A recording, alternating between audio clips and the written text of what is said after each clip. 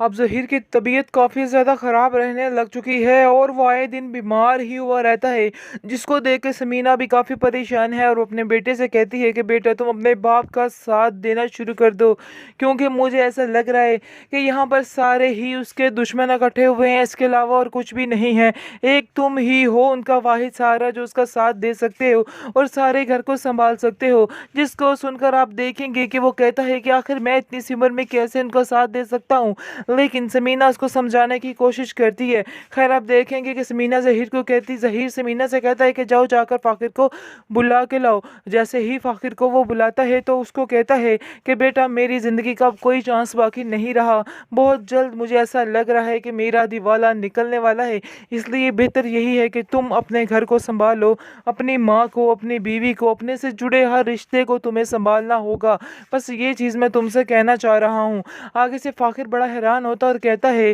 कि नहीं, आप ऐसी बातें कैसे कर सकते हैं, इस तरह की बातें आप बिल्कुल मत किया करें। यानी कि अब पता चल रहा है कि वाकई में उसे अपने बाप का बेहद एहसास है और वो अपनी जिम्मेदारियों को मुकम्मल तौर पर पूरा करने वाला है, लेकिन वो सिर्फ बचपने में आके इस तरह की हरकतें कर जाता है, जिसकी वजह से ज़हीर काफ़ी परेशान हो जाता है। लेकिन ज़हीर ये बात नहीं समझ रहा है कि वो भी बच्चा है और आखिर वो आहिस्ता आहिस्ता बिल्कुल ठीक हो जाएगा। दूसरी तरफ हबीब को काफ़ी गुस्सा है, क्योंकि हबीब को साइका की और सबकी हरकतें ठीक नहीं लग रही और वो साइका को साफ साफ कह देता है कि अपने शोहर को समझा लो कि जो कुछ कर रहा है जानबूझकर कर रहा है और मुझे नीचा दिखाने की कोशिश कर रहा है। इसका जो मकसद है वो मैं अच्छे तरीके से समझ चुका हूँ। मुझे ये काम में क्यों पीछे कर रहा है, क्या मैं पागल हूँ या छोटा बच्चा हूँ, मुझे सब समझ आ रही है कि आप दोनों क्या चाह रहे हैं। इसको सुनकर साइका कहती है कि आपको शर्म नहीं आती कि तुम किस तरह की बातें कर रहे हो, तुम तो शुरू से ही मेरे खिलाफ हो, आखिर तुम कैसे मेरे सगे बन सकते हो,